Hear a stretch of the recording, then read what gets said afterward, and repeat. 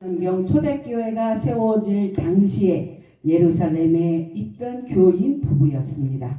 오순절 사건으로 인해서 예루살렘에 복음이 폭발적으로 전파될 때 구름대같이 많은 사람들이 하나님을 믿고 구름대같이 많은 사람들이 동조함으로 인해서 저들은 가지고 있는 모든 재산들을 나누어서 함께 나누어 쓰는 공동체 생활을 시작했다라고 사도행전 2장에 기록하고 있습니다. 아나니아와 삽비라는 그 사도행전 2장의 오순절 성령의 역사 사건들과 함께 모여서 모든 재산을 나누고 통용하는 것에 대해서 은혜를 받았습니다. 그런데 그러면서 거기에 동조하면서 사건이 번지기 시작을 합니다.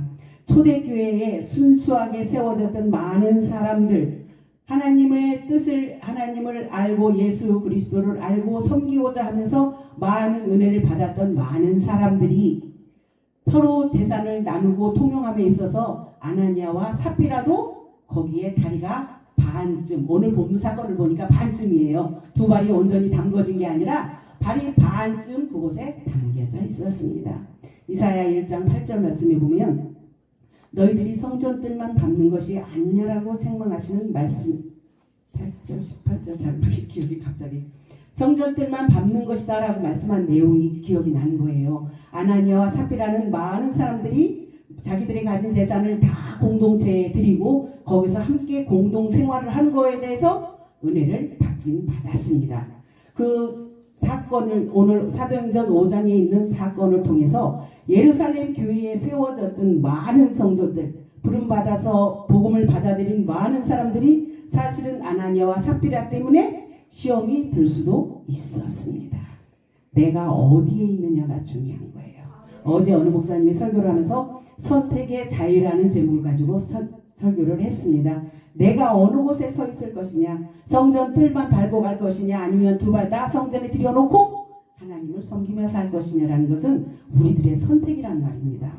예전에 오래전에 우리 이제 동기들하고 야유에 나들이를 갔다 온 적이 있습니다. 그런데 우리 동기 중에 나름, 죄송합니다, 여기서 비유를 하자면 유은선 목사님 같은 분이 우리 동기 중에 나름 믿음도 있고 영성도 있고 모든 것을 다 가졌다라고 동기들을 인정하는 사람이 무슨 유행가를 불렀는지 모르지만 어쨌든 봉고차를 타고 오는 안에서 뜬금맞게 유행가를 불렀습니다. 그러니까 어느 옆에 있는 사람 한 사람이 나는 그냥 부르길래 아유 웬일이야 저런 것도 할 줄 알아? 그러고 말았어요. 그런데 어떤 사람이 뭐라고 얘기를 하냐면 강도사님 어떻게 하나님을 믿으면서 유행가를 부를 수가 있느냐고. 그러면서 주여 그러면서 막 뭐라고 그러더라고요. 그때 제 입장이요.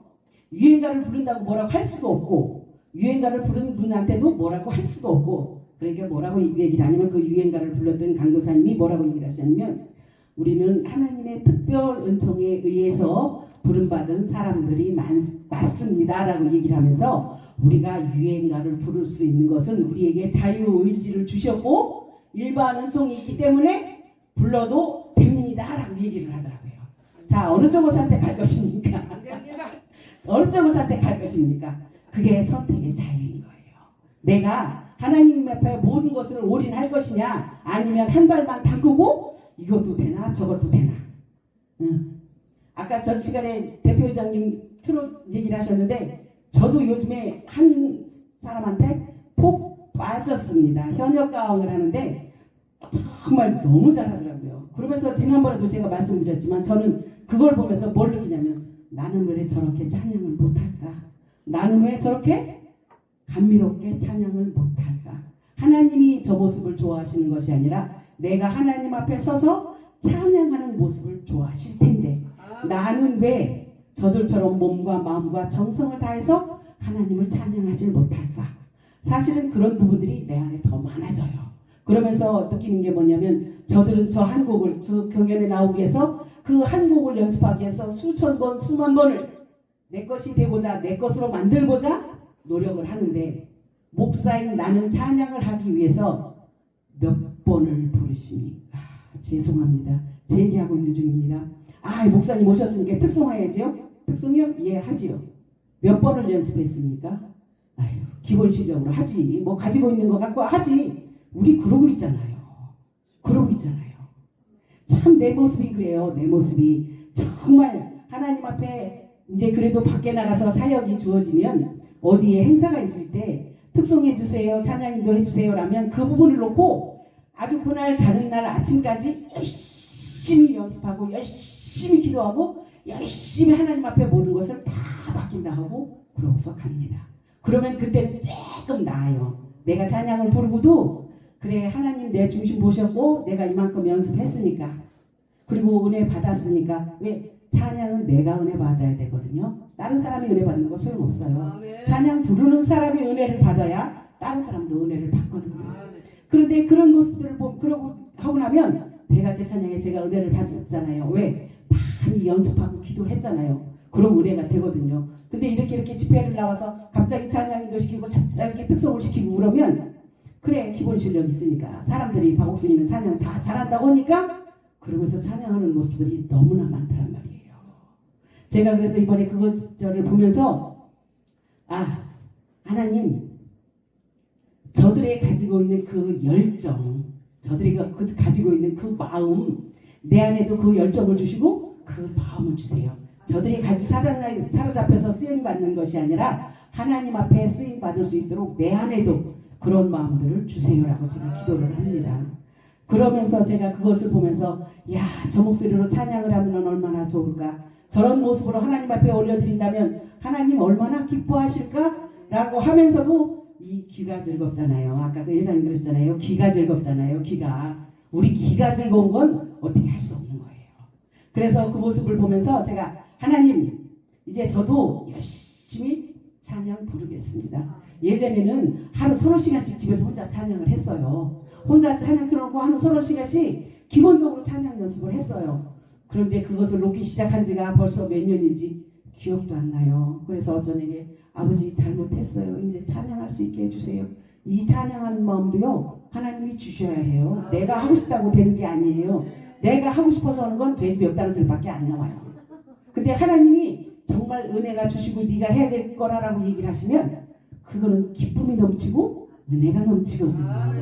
제가 똑같은 찬양 갖고 나가서 찬양을 해봐도 그래요. 어느 곳에 가서는 찬양 내가 생각해도 참 잘했어. 근데 똑같은 찬양을 했는데 어느 곳에 가서는 삑사리가 나서 이거 뭐야. 그 모습을 보면서 오늘 아나니아와 삽비라가 성령 충만하지 못한 것들 내 안에 성령 충만이 날마다 성령 충만을 해야 되는데 성령님이 잠자고 계실 때도 많더란 말입니다. 아나니아와 삽비라는 사도행전 2장에서 있던 오순절 사건을 통해서 저들도 은혜 받은 듯 했습니다. 예루살렘 교회가 막 세워지면서 모든 사람들이 은혜 받았다라고 성령 충만해 하면서 공동체 생활을 시작했습니다. 그 속에서 저들도 같은 교인이 돼서 같은 일을 나누고자 했습니다.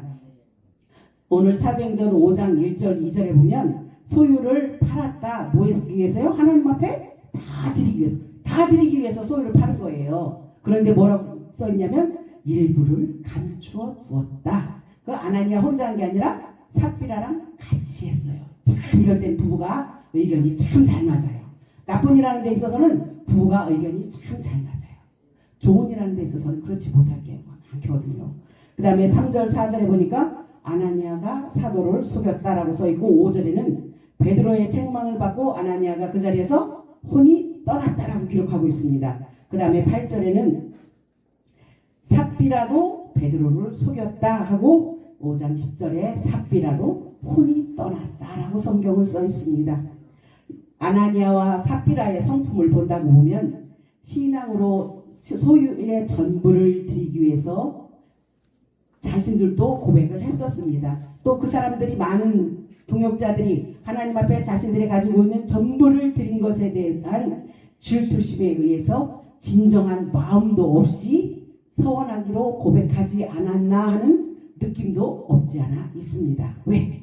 내가 진정으로 기쁨으로 즐거움으로 드렸다라면 팔았다라고 하면 하나님 앞에 전부 드려야 맞는 것이에요. 근데 보니까 허영순이 목사님이 집 팔아서 교회에다 다 바쳤네?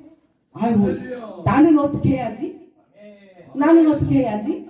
아니 나는 허영순 목사님은 집이 두 개지만 나는 하나인데 나는 어떻게 해야지? 나는 어떻게 해야지? 그거 뭐예요. 그러다 보니까 이게 지금 다 팔아 그러잖아요. 아니 나는 그럴 마음이 없어요. 근데 다 팔으라고 하니까 어떻게? 팔았어요. 하나님 앞에 드리려니까 어떻게 해요?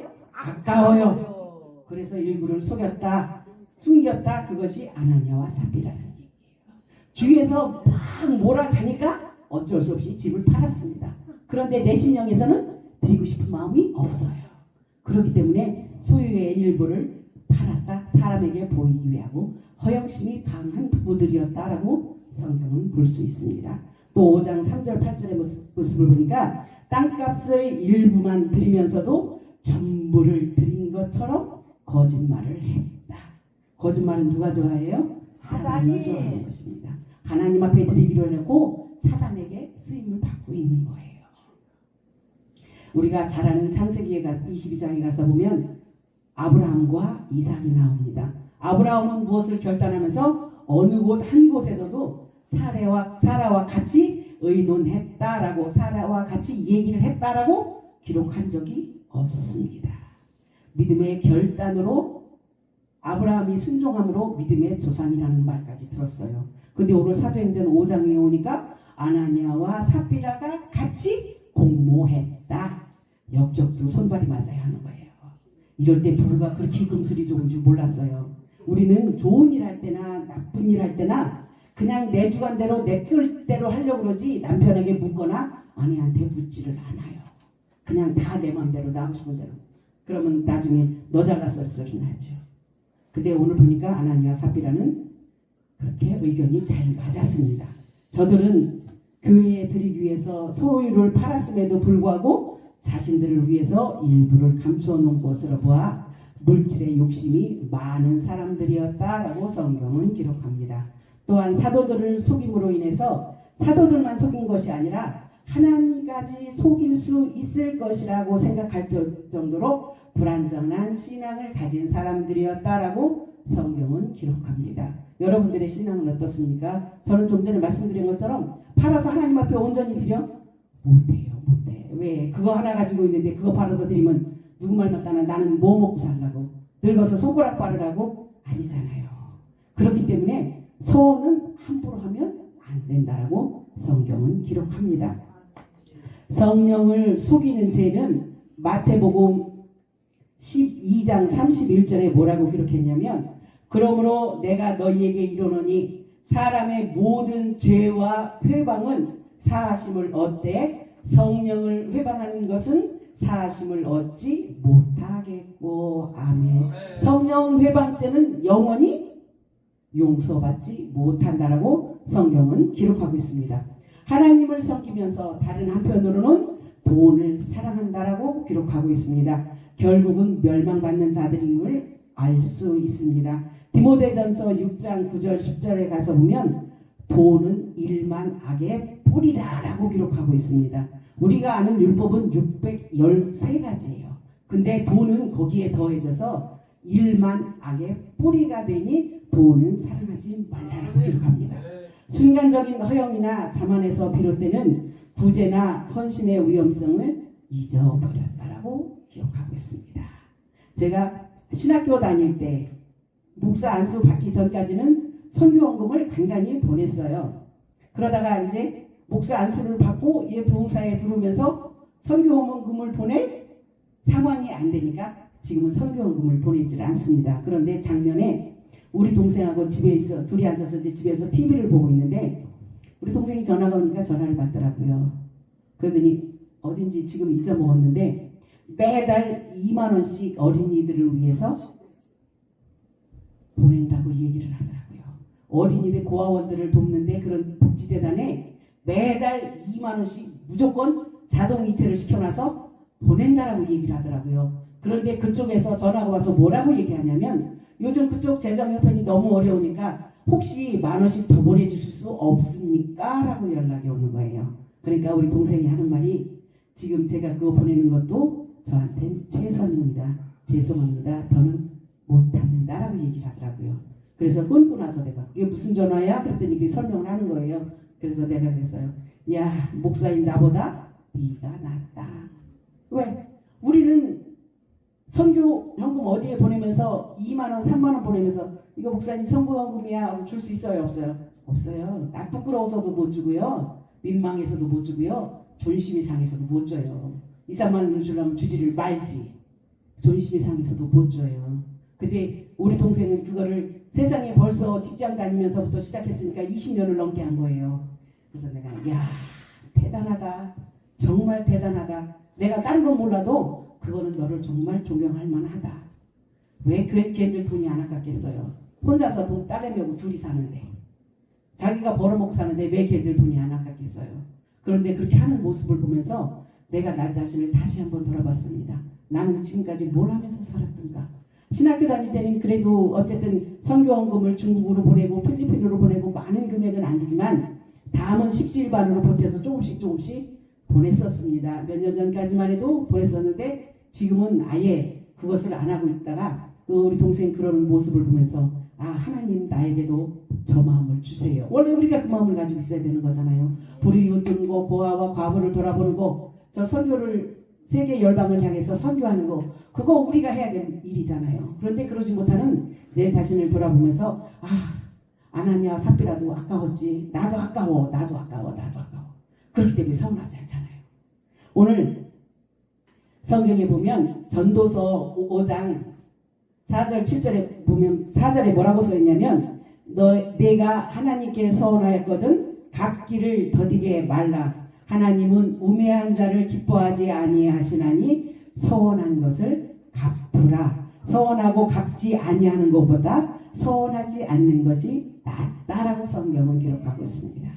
그래서 우리 기도할 때 조심하라고 얘기를 하잖아요. 자녀들 위해서 하나님 앞에 드리겠다라고 함부로 기도하지 말라라고 얘기를 하잖아요. 아나니아와 삽비라처럼 내 모든 재산을 하나님 앞에 드리겠다라고 서원하지 말라라고 성경은 분명히 기록하고 있습니다. 왜요? 내가 할 수 있는 만큼만 내 자식들한테 문제를 물려주지 말고 내가 할 수 있는 것에 최선을 다해서 믿음으로만 유산을 물려주자고요. 믿음으로만. 그리고 나머지 부분들은 하나님과 자녀들이 할 일이에요. 우리가 그 자녀들의 목까지 하나님 앞에 드리겠사오니 주의 종을 삼아주시고 그것만큼 무서운 게 어디 있어요. 제가 우리 손녀딸을 뭐 기도할 때마다 조심조심하면서 기도합니다. 왜? 잘못 서원할까봐. 우리 사돈댁이 예수를 아무도 안 믿고 지금도 초하루 오고 보름이면 절에 다니는 집이에요. 그래서 우리 손녀딸을 통해서 우리 사위를 통해서 그 가정의 우상이 무너지고 믿음의 가정 되게 해달라고까지만 기도합니다. 왜? 더 이상 기도 잘못하면 큰일 나요. 서운하고 안 갚으면 하나님은 안 기뻐하시거든요. 내가 서운했어도 자녀들은 그 일을 감당해야 해요. 그렇기 때문에 서운한 거 함부로 하면 안 된다라고 성경은 기록합니다. 교회가 막 세워졌을 때 교회의 순수성을 지키는 것이 얼마나 중요한지를 아나니아와 삽비라가 교회가 세워진 그 당시에 은혜 받고 성령 충만한 것처럼 보이면서 사람들한테 보이기 위해서 남들한테 뒤처지기 싫어서 하나님 앞에 모든 것을 재산을 드린다라고 서원한 그 모습들을 보면서 아나니아 삽비라는 가난한 믿음의 형제들을 도우려는 순수한 동기에서가 아니라 자신들의 세속적인 허영심과 자만심을 충족하기 위해서 소유를 드리겠다라고 기록했습니다. 그러면서 결국 성령을 속이고 그 자리에서 급사하는 비참한 결과를 맞는 것이 오늘 5장 1절에서 10절에 있는 말씀입니다. 이처럼 진정한 믿음에서 우러나오지 않는 거짓과 위선된 헌신은 하나님께서 받지 않으실 뿐만 아니라 그 행위 자체를 가증히 여기십니다. 한편으로는 하나님을 한편으로는 돈을 사랑하는 이들 부부의 불행한 최후는 두 마음을 품은 위선자의 결과가 어떠한지를 하나님과 세상을 하나님과 돈을 겸하여 섬기지 못한다는 신뢰를 보여주고 있는 것입니다. 오늘날에도 하나님을 믿는다 하면서 세상 권력과 물질, 쾌락에 대한 욕심을 버리지 못하고 가지고 있는 경우들이 많습니다. 이런 자들의 최후는 아나니아와 삽비라처럼 멸망받을 수밖에 없습니다. 아나니아와 삽비라는 은밀히 지켜보시는 하나님의 능력을 망각했다라고 성경은 기록합니다. 인간적인 수단으로 사도들을 속였다라고 기록합니다. 그러나 그들의 거짓은 만천하에 드러났고 결국 성령을 속인 채로 저들은 그 자리에서 혼이 떠났다. 사람이 누가 손댔다라고 얘기한 게 없어요. 누가 책망했다라고 베드로를 통해서 말은 하긴 했지만 누가 그들 몸에 손댄 적이 없단 말이에요. 그런데 그 자리에서 바로 혼이 떠났다라고 성경은 기록하고 있습니다. 오늘 사도행전에 있는 말씀 외에 성경 어느 곳에서도 그렇게 혼이 떠났다라고 기록되어 있는 부분들이 없습니다. 정말 그 최후가 우리들이 모습이 아닌지를 한번 잘 돌아봤으면 좋겠습니다. 아유, 목사님 그런 소리 하지 마세요. 나는 하나님을 얼마나 열심히 믿고요. 하나님 앞에 열심히 헌신하고 충성을 다하는데 목사님 그러세요.